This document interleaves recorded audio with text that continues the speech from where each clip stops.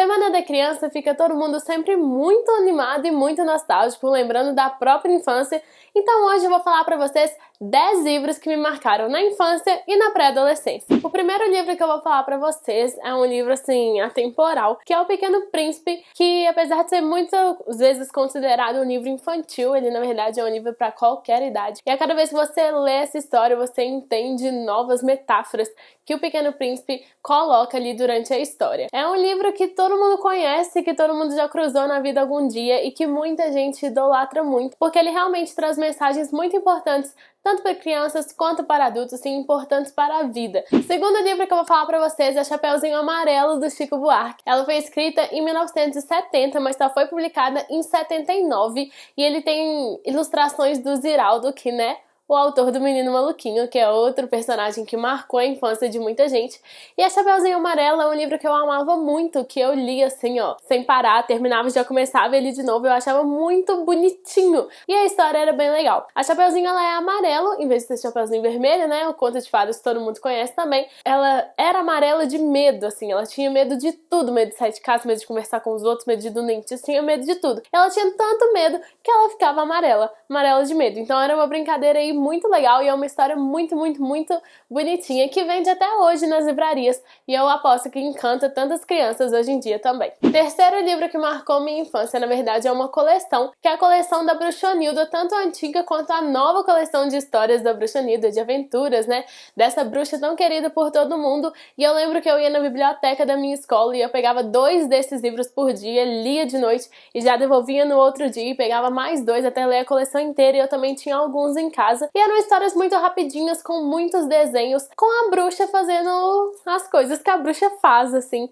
E a Bruxonilda é essa bruxa meio atrapalhada, essa bruxa meio má, de bom coração, e traz uma mensagem positiva, assim, pra quem tá lendo. E eu lembro que eu gostava muito das histórias dela e eu ria muito também com as aventuras que ela aprontava. Outra coleção que eu amava muito é a coleção Go Girl. Eram 12 livros e cada era contando o grupo, né, a história do grupo de amizades, e cada livro era focado em uma das meninas desse grupo. E as temáticas, elas eram muito o que a gente vivia, assim, na época, ali no final da infância e início da adolescência. Então era uma festa do pijama, como se comportar, e a menina tinha medo e não conseguia dormir lá com as amigas, tinha que voltar pra casa, sabe? Uma situação muito real, assim. E falando em grupo de amizade, eu não podia deixar de fora As Garotas da Rua Bacon, que é uma coleção que hoje em dia já tem uns 15 exemplares, mas eu li até o 5º, 6º livro, assim. E eu lembro que eu descobri essa história através de um dever de português da escola.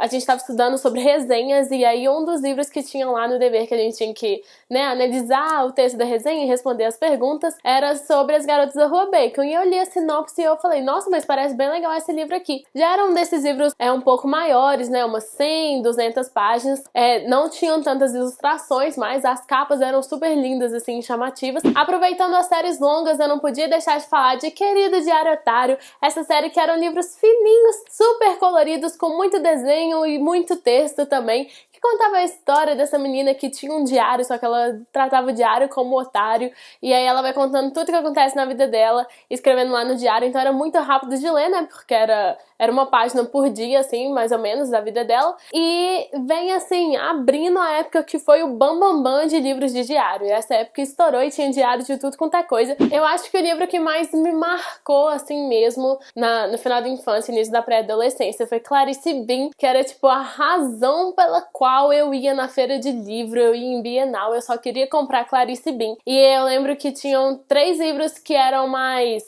gordinhos, assim, né? Eles eram maiores e eles tinham mais voltados pra pré-adolescente. Era o tipo assim, Clarice Bean tem um problema, e Clarice Bean não olha agora. E eu tinha todos e eu andava com eles pra todos os lugares. Mentira, eu não tinha todos, eu não tinha o tipo assim, eu li ele emprestado, mas eu andava com os outros 2 pra todos os lugares e eu lia o tempo inteiro. Eu devo ter lido mais de 10 vezes cada um deles, e eu realmente vivia por Clarice Bean. E aí, pesquisando um pouquinho pra fazer esse vídeo, eu descobri que a autora dos livros, ela é britânica. Então desde sempre, né, Inglaterra me conquistando e eu amando Clarice Bean, sem nem saber que a autora é britânica, então mais uma conexão. Outra coleção que eu amava muito era a Judy Moody. São 12 livros com aventuras dessa menininha. Que, gente, ela fazia de tudo e ela era muito, muito, muito engraçada. Os livros deles também eram maiorzinhos. Ele mesclava desenho com texto e era sensacional. Meu sonho de consumo, agora, assim, nostálgico, meu sonho de consumo infantil era ter o box com os 12 livros da Judy Moody. Uma coleção que eu li já pré-adolescente, eu amava muito e era literatura nacional e eu nem sabia. É Poderosa, do Sérgio Klein. Quem nunca desejou ter o poder de Joana Dalva, de Poderosa, de escrever as coisas e virar realidade? Leu errado, ou se não leu, teve a pré-adolescência errada na vida. Porque, gente, Poderosa é uma ideia sensacional. É um livro que mistura romance, aventura, suspense, fantasia, tudo em um. E mistura mais ali um pouquinho de história e fica sensacional. A história conta da Joana Dalva, que é uma menina que tem vários problemas na família, assim, com relações a doenças da avó e tal. E ela tem um poder que tudo que ela escreve, se ela escreve à mão, o que ela escreveu vira realidade. E ela começa a usar esse poder a seu favor, só que ela vai entrar em um tanto de confusão por causa disso. E é sensacional e era muito bom. São 5 volumes que o Sérgio Klein escreveu. E infelizmente ele morreu sem conseguir terminar a série. Ele tinha começado a escrever o 6º livro, depois alguém foi lá e terminou de escrever e publicou, só que eu não cheguei a ler o 6º. Na hora que eu descobri que ele tinha morrido depois do 5º, eu fiquei extremamente triste. E pra fechar a lista de hoje tem A Menina que Era Uma Vez, que também é do Sérgio Klein, autor de Poderosa. E esse era um livro que ele misturava, mais uma vez, fantasia com romance, mas era mais focado, assim, no romance, com muitas coisas fantásticas no meio. Eu lembro que eu gostava muito da capa desse livro, e aí eram 2, era A Menina que Era Uma Vez e A Menina que Era Outra Vez. Eu me diverti muito também com essa história, com tudo que o Sérgio Klein escrevia, ele era sensacional, assim. Bom, esses foram alguns livros que marcaram a minha infância. Vocês já perceberam aí que eu leio desde pequenininha e leio muito desde sempre. Eu vou deixar aqui na descrição o link de compra para alguns desses livros que eu falei. Lembrando que se você usa esse link da Amazon que fica aqui, você ajuda com o crescimento do canal, porque vem uma pequena comissão da venda aqui pra gente. E aí ajuda muito com o nosso trabalho. E agora eu quero saber de vocês quais livros marcaram a sua infância. Me conta aqui nos comentários e vamos levar essa conversa aqui pra baixo. Eu vejo vocês no próximo vídeo. Eu sou a Gabi Monteiro e eu leio na rede.